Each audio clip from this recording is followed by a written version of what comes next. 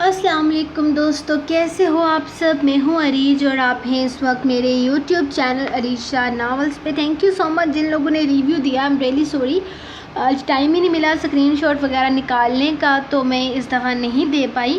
لیکن کوئی بات نہیں، انشاءاللہ ہم جو نیکسٹ ناول سٹارٹ کریں گے اس میں ہم نے جو بھی ریویوز بیسٹ ہوں گے اس کے لیے میں ایک پوسٹ کر دیا کروں گی، اپنے یوٹیوب کے چینل پر ہی پوسٹ کر دیا کروں گی. اور میرے جو لوگ اس سفر میں میرے ساتھ رہے ان میں سے سب سے زیادہ تو میں شیخ سزین، جو کہ ہر پوسٹ پر جس نے کامنٹ کیا ہے، ہر ایپیسوڈ کو جس نے کیا ہے، اور ہیرا خان، یہ دونوں ہمیں پورے ناول میں میرے ساتھ رہی ہیں. تو سب سے زیادہ تھینک یو تو تم دونوں کو، کیونکہ تم لوگ میں کہتی ہوں کہ میری ریئل والی ریڈرز ہو، اور آپ لوگوں نے ایک بھی ایپیسوڈ مس نہیں کی. تو آئی لو یو سو مچ. تو تھینک یو سو مچ، ایسے ہی میرا ساتھ دیتے رہیں. اور آپ دونوں میرے اس ناول میں موسٹ فیوریٹ رہی ہو، اور اینجل شاہ جس نے مجھے اچھی ایڈٹس بنا کر دی. تو یہ ناول آپ تینوں کے نام. باقی تھینک یو سو مچ جن سب لوگوں نے اس ناول کو پسند کیا. آئی نو آپ لوگ کل بھی ایپیسوڈ ویٹ کرتے رہے، لیکن سچ بتاؤں گی آپ کی طبیعت خراب ہوتی ہے نا، تو ہم ان کو 3-4 ٹائم ہسپتال، ان کو وہ جو ڈرپس لگتی ہیں، کیونکہ ڈاکٹر نے بولا ہے کہ صرف ڈرپ سے ہی پتھری نکلے گی. تو انہوں نے کہا ہے کہ اگلے 10-12 دن تک آپ ہی موٹی بہت ہو جائیں گی ڈرپس لگنے کی وجہ سے، لیکن ان کی پتھری انشاءاللہ ریموو ہو جائے گی.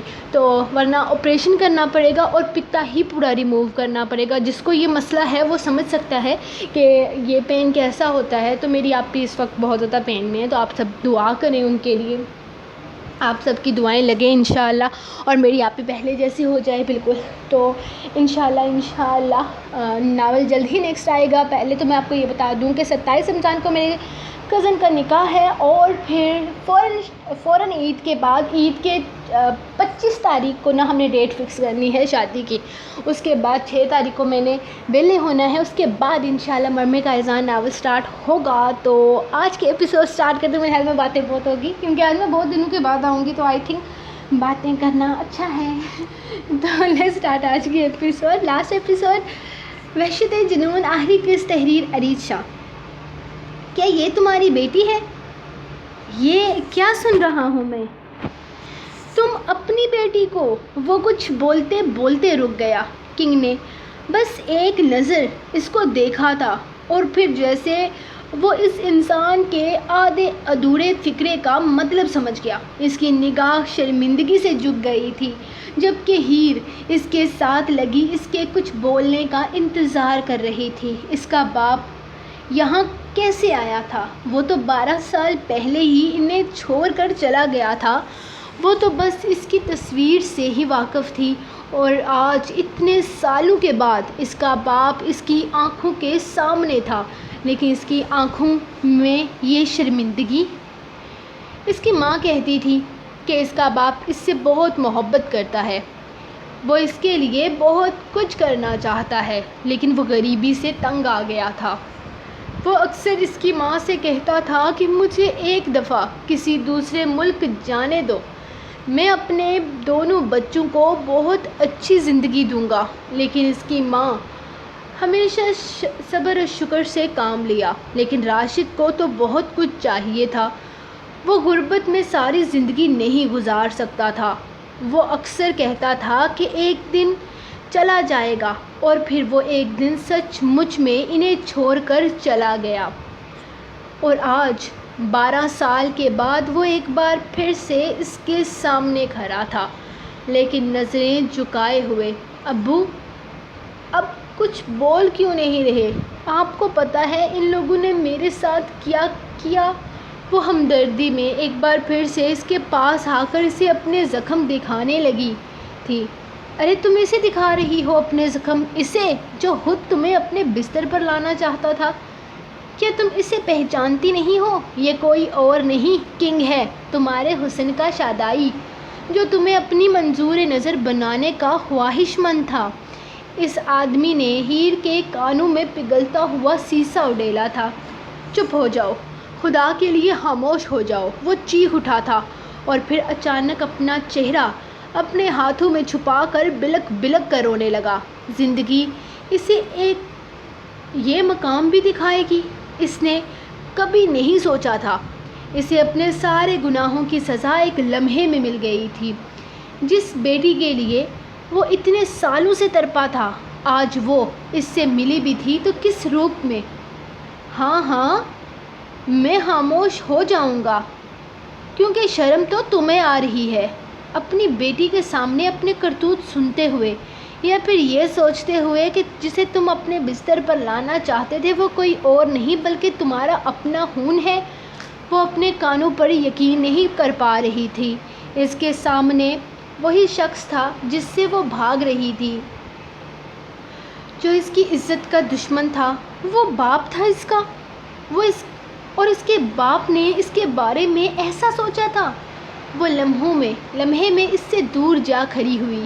اس کی آنکھوں میں آنے والی تھوڑی دیر پہلے کی خوشی دم توڑ چکی تھی۔ اس کا دل اس شخص کی شکل تک دیکھنے کا روادار نہ رہا تھا۔ آج سے 12 سال پہلے اس کا باپ اسے چھوڑ گیا تھا۔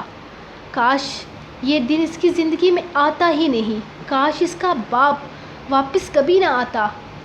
کیا آپ ہیں وہ انسان جو میرے ساتھ وہ اپنی بات مکمل ہی نہ کر پائی؟ دکھ اور تکلیف کی شدت ایسی اٹھی تھی کہ اس کی آنکھیں دھندلا گئی۔ ہیر بیٹا، میری بات تو سنو۔ میں نہیں جانتا تھا۔ وہ شرم سے کچھ کہہ ہی نہیں پا رہا تھا۔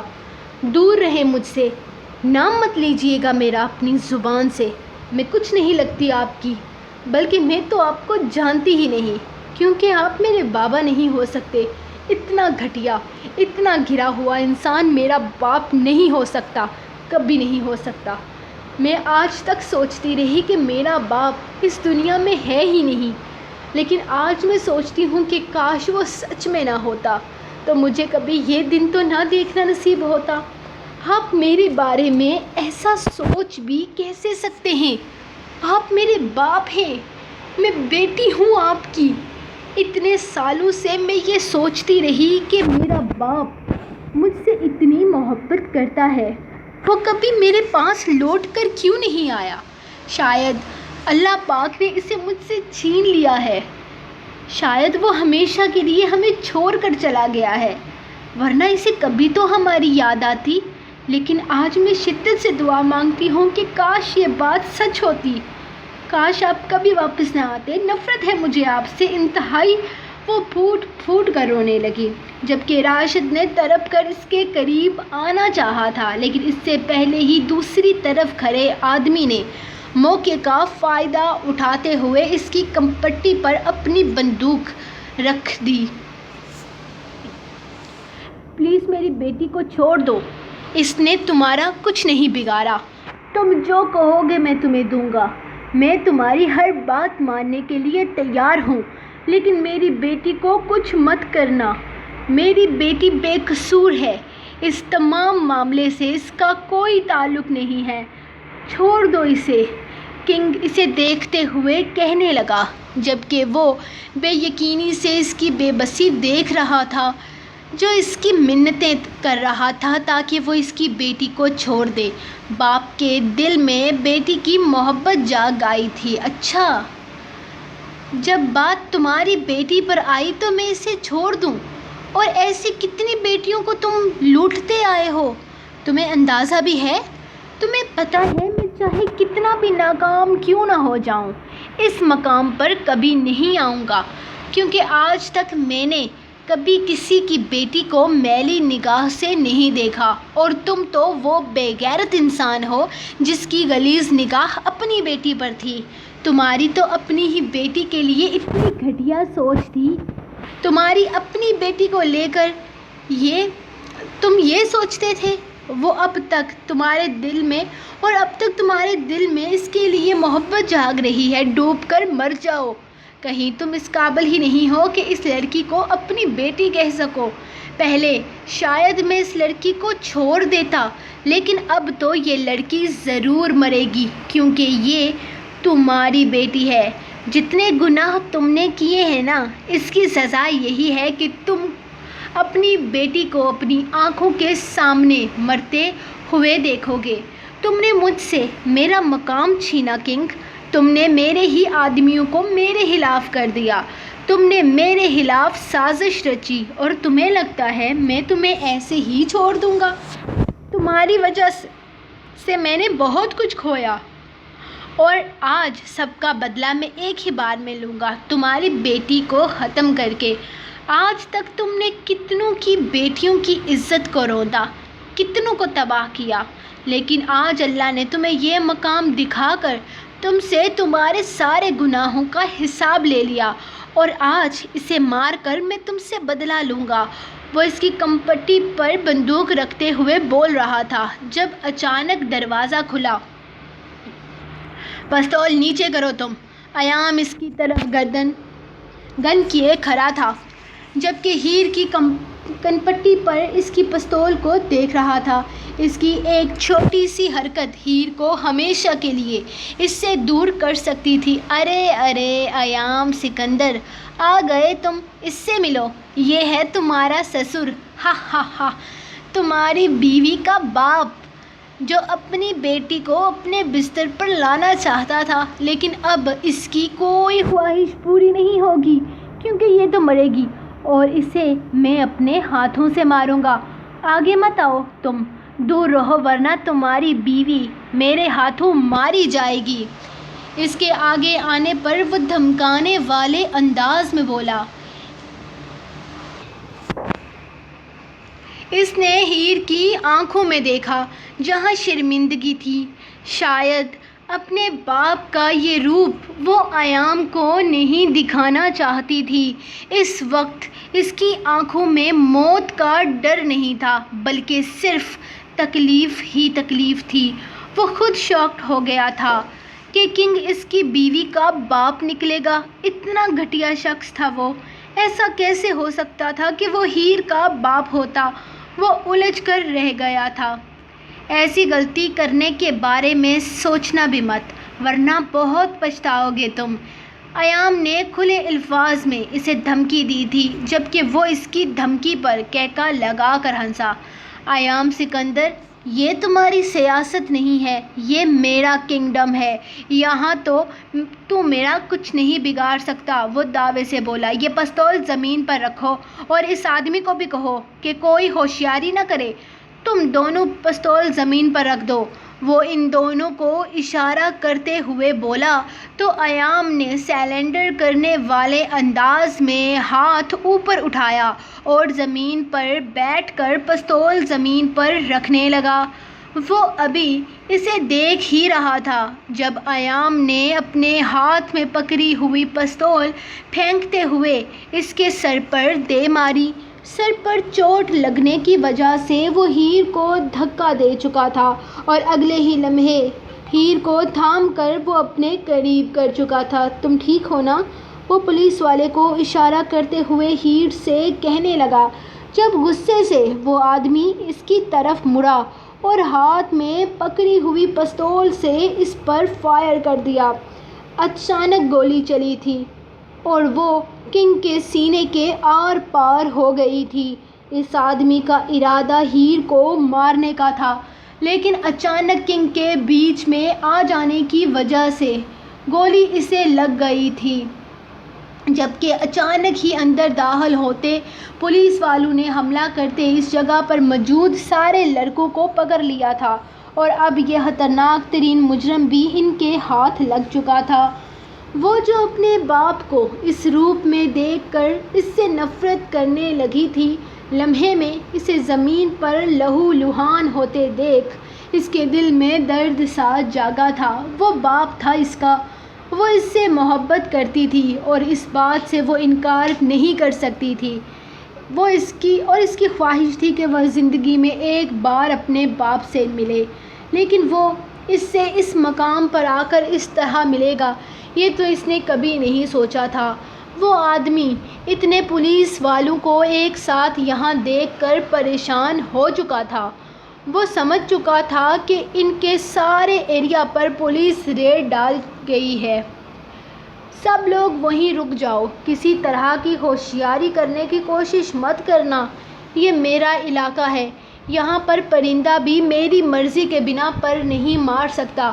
کنگ کا تو کام تمام ہو گیا، لیکن یہ مت سوچنا کہ میں تم لوگوں کو اتنی آسانی سے چھوڑ دوں گا۔ کنگ تو اپنی موت مر گیا، لیکن تم لوگوں کو بھی میں زندہ نہیں چھوڑوں گا۔ اس نے اپنی پستول سے ان سب کو ڈرانے کی کوشش کی تھی اور ساتھ ہی پولیس والی پر گولی بھی چلا دی، اور اب اس کی پستول کا رخ ہیر کی جانب کرتے ہوئے وہ کبھی بھی گولی چلا سکتا تھا۔ تمہیں کیا لگا میں تمہیں ایسے ہی چھوڑ دوں گا؟ کنگ مر گیا، آخر جو اس نے میرے ساتھ کیا تھا وہ تو میں کبھی نہیں بھلا سکتا۔ اس نے میرا مقام چھین لیا، میرا عہدہ چھینا ہے، اور میں اس سے تب ہی اپنا انتقام پورا کروں گا جب اس کی بیٹی میرے ہاتھوں ماری جائے گی۔ وہ ہیر کو نفرت سے دیکھتے ہوئے بولا، تو زیادہ مت سوچو، گولی چلا دو، تمہیں اسے مار دینا چاہیے، یہ تمہارے سب سے بڑے دشمن کی بیٹی ہے۔ وہ پرسکون سا اسے دیکھتے ہوئے بولا۔ تو اس آدمی نے حیرانگی سے اسے دیکھا، جبکہ ہیر بھی اسے دیکھنے لگی تھی۔ ارے مجھے کیا دیکھ رہے ہو، مار دو اس کو، یہ کنگ کی بیٹی ہے اور کنگ کی بیٹی کو زندہ رہنے کا کوئی حق نہیں۔ کنگ نے تم سے تمہارا سب کچھ چھین لیا تو تمہیں بھی اسے زندہ نہیں چھوڑنا چاہیے، لیکن یہ مت بھولنا کہ تمہاری بھی ایک بیٹی ہے جو اس وقت میرے پاس ہے۔ وہ بڑے سکون سے کہتے ہوئے پیچھے رکھے صوفے پر ٹانگ جما کر بیٹھ گیا، جبکہ وہ جو ہیر کو گولی مارنے ہی والا تھا حیرانگی سے اسے دیکھنے لگا۔ کیا مطلب ہے تمہارا؟ کہاں ہے میری بیٹی؟ وہ اسے دیکھتے ہوئے سوال کرنے لگا۔ میرے پاس ہے، ابھی تو بتایا۔ تمہارا مسئلہ پتہ ہے کیا ہے؟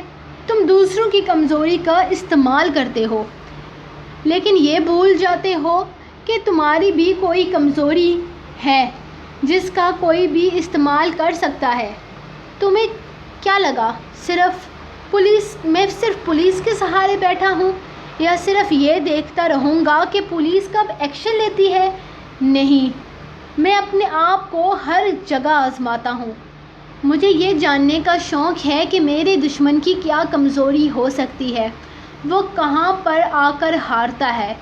تم نے کنگ کے ساتھ دشمنی نبھانے کے لیے اس کی کمزوری کا استعمال کیا، تو تم یہ کیوں بھول گئے کہ تمہارے ساتھ دشمنی نبھانے کے لیے میں بھی تمہاری کمزوری کا استعمال کر سکتا ہوں؟ کنگ کو اس مقام پر لا کر تم اسے مرنے کی خواہش کرنے پر مجبور کر دیا، تو ذرا سوچو، جب تمہاری بیٹی تمہیں اس مقام پر دیکھے گی تو خوشی تو اسے بھی نہیں ہوگی۔ وہ بہت سکون سے بات کر رہا تھا، جبکہ سامنے کھڑے آدمی کا سکون غرق ہو چکا تھا۔ انسپکٹر صاحب، آپ کھڑے تماشا کیا دیکھ رہے ہیں؟ گرفتار کیجیے اسے۔ پولیس والا جو اب تک ایام کے دماغ کو سمجھنے کی کوشش کر رہا تھا، اس کے اچانک کہنے پر اہلکاروں کو اشارہ کرنے لگا۔ وہ تو اتنے وقت سے یہ سوچ رہا تھا کہ ایام سکندر وہ کر رہا ہے جو وہ لوگ چاہتے ہیں۔ ایام سکندر ان لوگوں کے ساتھ پوری طرح سے کوآپریٹ کر رہا ہے، لیکن وہ تو اپنا ہی گیم کھیل رہا تھا۔ اس نے کب، کیسے، کیوں کنگ کے دشمن کے بارے میں سب کچھ پتہ لگایا تھا، اور کب اس کی بیٹی کو اغوا کیا تھا، اس سب کی تو انہیں خبر تک نہ ہوئی تھی۔ اپنی بیٹی کی موت کے ڈر سے اس آدمی نے کسی طرح کی کوئی ہوشیاری نہ دکھائی تھی اور اپنے آپ کو پولیس کے حوالے کر دیا تھا۔ اس وقت اس کے لیے یہی بہترین فیصلہ تھا۔ سر، آپ نے کنگ کے دشمن کی بیٹی کو کب اغوا کیا ہے، اور وہ اس وقت کہاں ہے، اور کب تک آپ اسے چھوڑنے کا ارادہ رکھتے ہیں؟ اس کا تعلق بھی جرم کی دنیا سے ہے۔ کون سی بیٹی؟ اور میں کسی کی بہن بیٹی کو کیوں اغوا کروں گا؟ میرا دماغ خراب ہے؟ میں تو صرف اسے دھمکا رہا تھا۔ میں نے اس آدمی کے بارے میں سب کچھ پتہ لگایا تھا۔ وہ تو مجھے پتہ چلا کہ یہ آدمی اپنی بیٹی سے بہت محبت کرتا ہے۔ تمہیں کیا لگتا ہے میں اتنا گھٹیا گرا ہوا انسان ہوں کہ کسی کی بہن بیٹی کو اغوا کروں گا؟ وہ ہیر کو اپنے ساتھ لگائے اسے بتا رہا تھا، جبکہ پولیس اہلکار اس آدمی کو گرفتار کر کے اپنے ساتھ لے جا رہے تھے۔ کنگ تو اپنی موت مر چکا تھا، لیکن اس کا دشمن پولیس کے ہاتھ چڑھ چکا تھا۔ نہ صرف اس نے کنگ کو ان کی آنکھوں کے سامنے مارا تھا، بلکہ اس کے علاوہ بہت سارے گناہوں میں بھی شامل تھا، اور اب وقت آ گیا تھا کہ اسے اس کے گناہوں کی سزا ملے۔ یہ سچ تھا کہ ایام نے اس کے بیٹی کو اغوا نہیں کیا تھا، کیونکہ وہ خود بھی ایک بیٹی کا باپ تھا۔ کسی دوسرے کی بیٹی کے بارے میں ایسا سوچنا بھی اس کے لیے گناہ تھا۔ وہ کبھی ایسا سوچ بھی نہیں سکتا تھا۔ پولیس نے اسے گرفتار کیا اور ایام ہیر کو اپنے سینے سے لگائے باہر نکلنے لگا۔ یہ کیا ہوا ہے؟ وہ اس کے ہونٹوں پر خون دیکھ کر پریشانی سے بولا۔ سر پر بھی چوٹ لگی ہوئی تھی، جبکہ ہاتھ بھی جگہ جگہ خون جمع ہوا تھا۔ کیا اس آدمی نے تمہیں مارا ہے؟ وہ حیرانگی سے اسے دیکھ کر پوچھنے لگا۔ ہیر نے کچھ بھی کہے بنا اس کے سینے پر اپنا سر رکھ دیا، لیکن ایام تو جیسے کسی اور ہی دنیا میں تھا۔ اس کا خون دیکھ کر اس کی آنکھوں میں غصے سے سرخی اتر آئی تھی۔ اسے خود سے الگ کرتے ہوئے وہ تیزی سے باہر نکلا۔ ہیر بھی پریشانی سے اس کے ساتھ آئی تھی۔ ایام نے اپنی جیب سے پستول نکالتے ہوئے اچانک اس آدمی کو اس کے بالوں سے تھام کر اپنی طرف کھینچا تھا، اور اگلے ہی لمحے بندوق اس کے منہ میں ڈال کر ٹریگر دبا دیا۔ گولی کی آواز گونجی تھی، جبکہ سب پولیس اہلکار حیرانگی سے دیکھ رہے تھے۔ انہیں ہرگز امید نہ تھی کہ ایام اس طرح کا کوئی قدم اٹھائے گا، لیکن اس کی وجہ سے اس کی ہیر کو اتنی تکلیف رہی تھی تو کیوں وہ اسے یوں ہی چھوڑ دیتا؟ اس نے اس کی ہیر کو اتنی تکلیف دی تھی، اسے اتنی چوٹیں پہنچائی تھی۔ پچھلے 8-9 گھنٹوں سے وہ کہاں تھی، کس حال میں تھی، وہ نہیں جانتا تھا، لیکن ہیر کو اپنی آنکھوں کے سامنے دیکھ کر اسے کچھ سکون ملا تھا، لیکن اس کی کیا حالت کر دی تھی، اور اپنی ہیر کی اس حالت کو وہ نظر انداز نہیں کر سکتا تھا، اور نہ ہی اپنی ہیر کو اس حال میں پہنچانے والے کو معاف کر سکتا تھا۔ سر، یہ آپ نے کیا کر دیا؟ آپ نے ایسا کیوں کیا؟ سر، آپ کو ایسا نہیں کرنا چاہیے تھا۔ آپ کو اندازہ بھی ہے یہ کتنا خطرناک مجرم تھا۔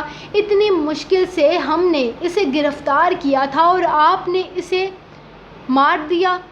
ہمیں سرکار کو جواب دینا پڑے گا۔ سر، ہمیں ایک ایک قدم کے لیے جواب دہ ہونا پڑے گا۔ ہم نے وہاں خبر کر دی ہے کہ یہ خطرناک ترین مجرم ہمارے ہاتھ لگ چکا ہے اور آپ نے اسے مار دیا۔ سر، آپ نے ایسا کیوں کیا؟ اسے سزا قانون دینے والا تھا۔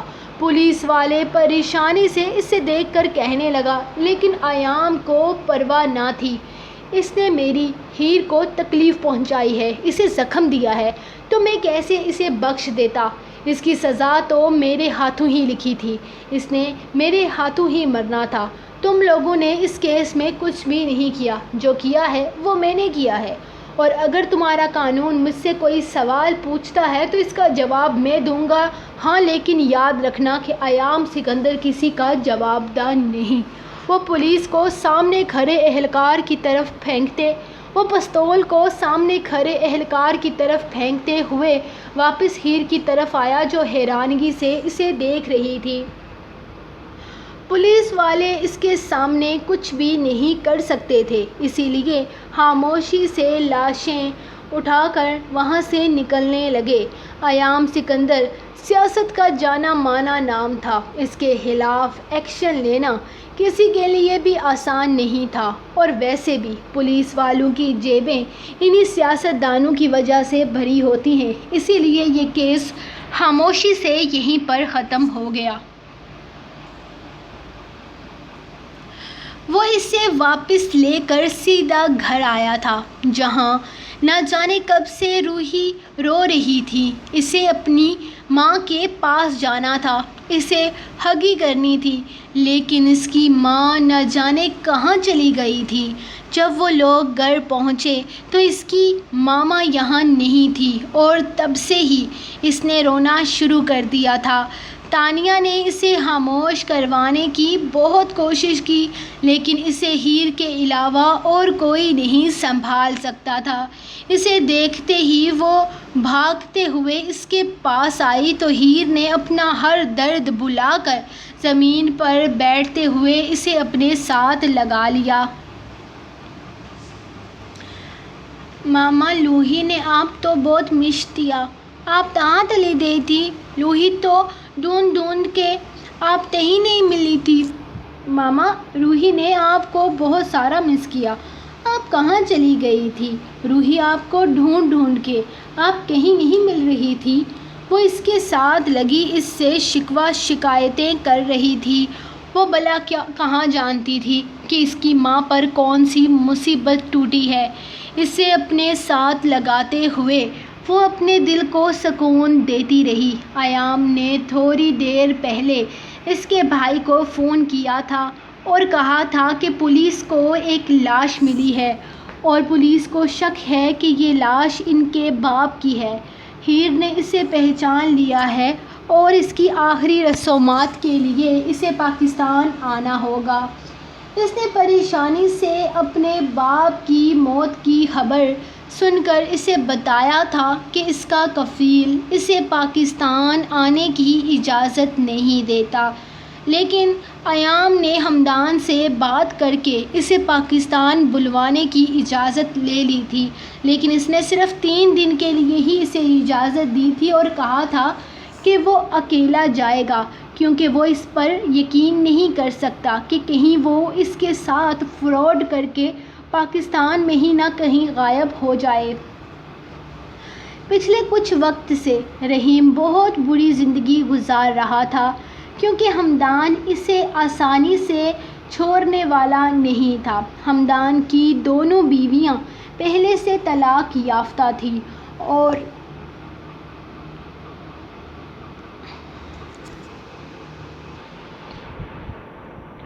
ان دونوں سے شادی کر کے اس نے ان دونوں کو مکمل حقوق دیے تھے، اور ہیر کو دیکھ کر بھی اسے یہی لگا تھا کہ وہ بھی ایک دکھوں سے ہاری ہوئی لڑکی ہے، اسے بھی اپنے نکاح میں لے کر وہ ایک اچھی زندگی دے سکتا ہے۔ لیکن یہ سب رحیم کا فراڈ تھا جسے اس کی سزا مل رہی تھی۔ آج کل رحیم کی بیوی ہمدان کی دونوں بیویوں کے آگے ملازمہ کی حیثیت سے کام کر رہی تھی، جبکہ اس نے رحیم کو اگلے 10 سال تک پاکستان نہ جانے کے لیے کہا تھا۔ جب تک اس کے پیسے پورے نہیں ہو جاتے تب تک وہ پاکستان نہیں جا سکتا تھا، لیکن پھر بھی اس نے ایام کے کہنے پر اسے 3 دن کی چھٹی دے دی تھی۔ 3 سال بعد۔ روحی جانو، آپ کے بال بن گئے ہیں، جاؤ اپنے ٹویٹی کو پکڑ کر لاؤ جلدی سے، تاکہ میں اس کے بھی بال بنا دوں۔ وہ روحی کے لمبے لمبے بالوں کی 2 پونیاں بناتے ہوئے اس سے بول رہی تھی۔ 1 ہفتے کے بعد ان کی سالگرہ آنے والی تھی، جس کے لیے وہ بہت زیادہ خوش تھی۔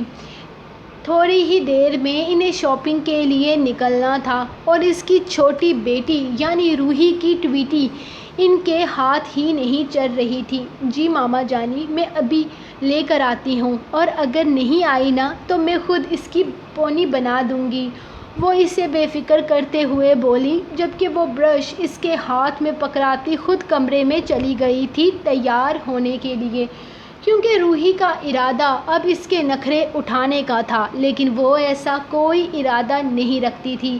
روحی اور اس کی چھوٹی بہن کی دوستی بھی کمال کی تھی۔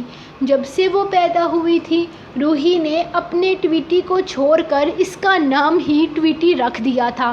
یہ الگ بات تھی کہ اپنی باتیں پوری کروانے کے لیے آج بھی وہ اپنی ٹویٹی کو اپنے باپ کے آگے پیش کر دیتی تھی رشوت کے طور پر، اور بعد میں دونوں مل کر باپ کو خوب تنگ کرتی تھی، لیکن پھر بھی ان دونوں بہنوں میں بہت محبت تھی۔ ایام کے لیے تو وہ دونوں ہی اس کی جان تھی، لیکن ہیر کے لیے اس کی پہلی پیورٹی روحی ہی تھی اور اسی نے رہنا تھا۔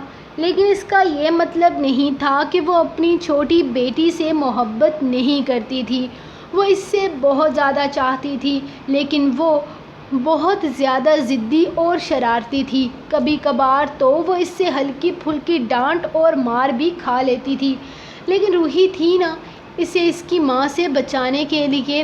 روحی جتنی صابر و شکر بچی ہو گئی تھی، اس کی چھوٹی بہن اتنی ہی پٹاخہ تھی، جو ہر وقت اس کی ناک میں دم کیے رکھتی تھی، اور پھر روحی اسے اس سے کچھ کہنے بھی نہیں دیتی تھی۔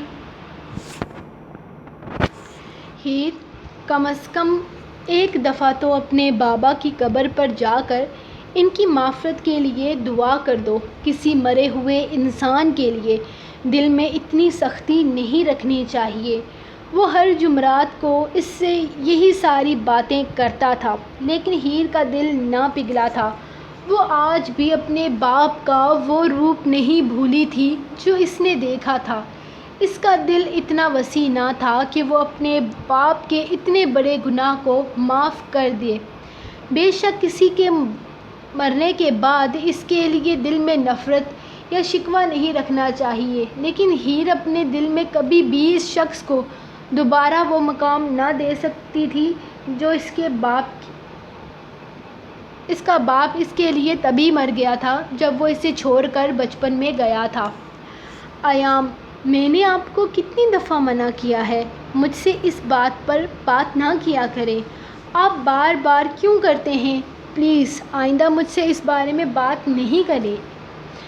یہ تیسرا سال تھا راشد کے انتقال کو۔ اس کی دونوں بیٹیاں ہر ہفتے اپنے نانا کی قبر پر جاتی تھیں، لیکن اس نے کبھی بھی اس طرف کا رخ نہ کیا تھا اور نہ ہی وہ ارادہ رکھتی تھی۔ ایام اسے 3 سال سے سمجھا کر تھک چکا تھا اور اس کی نہ ہاں میں آج بھی نہ بدلی تھی۔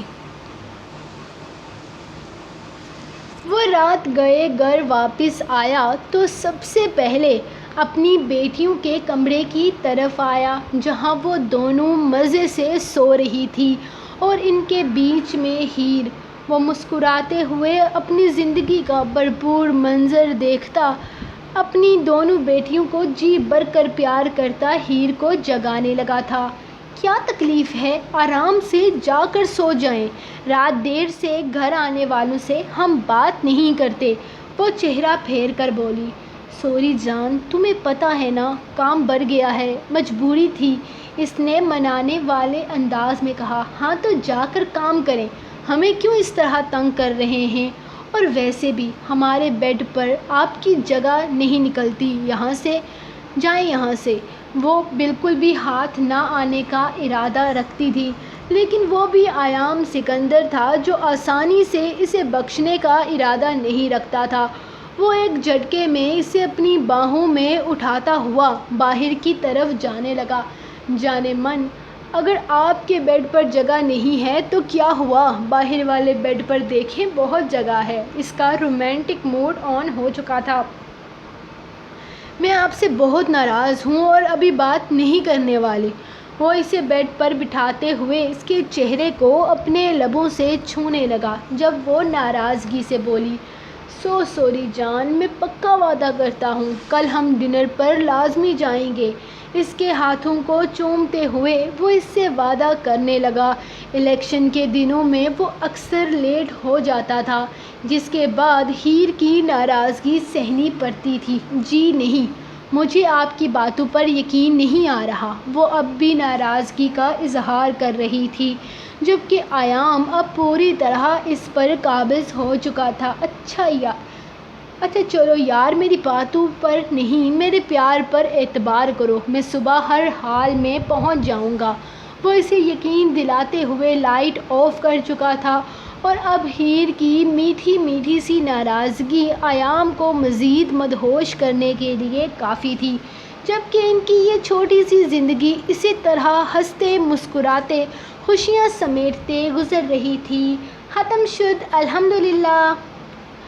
تو بھائی سب سے پہلے تو سب لوگ لائک کرو اور مجھے بتاؤ کہ کس کس نے یہ ناول ریڈ کیا ہے، ناول آپ کو کیسا لگا مجھے تبصرہ کر کے ضرور بتائیے گا، اور اس ناول پر ہم بھی بات کریں گے، آپ سب کی رائے بھی لیں گے، لیکن ایک ویڈیو میں انشاءاللہ ہو سکتا ہے لائیو آؤں، یا ہو سکتا ہے ایویں ہی میں گپے مارنے کے لیے آپ لوگوں کے ساتھ آ جاؤں، تو وہ میں تب آؤں گی جب گھر میں شادیاں ختم ہو جائیں گی، جیسا کہ آپ کو پتہ ہے کہ میرے گھر میں شادیاں سٹارٹ ہونے والی ہیں، تو آپ لوگوں نے مجھے بہت سارا پیار دینا ہے اس ویڈیو پر، اپنے اچھے پیارے میٹھے میٹھے لائکس کے ساتھ، اپنے کامنٹس کے ساتھ، اور میں دیکھوں گی کہ کون کون کامنٹ کرتا ہے۔ باقی انشاءاللہ جو کامنٹ مجھے سب سے زیادہ پسند آئیں گے وہ میں فیس بک پہ لگاؤں گی۔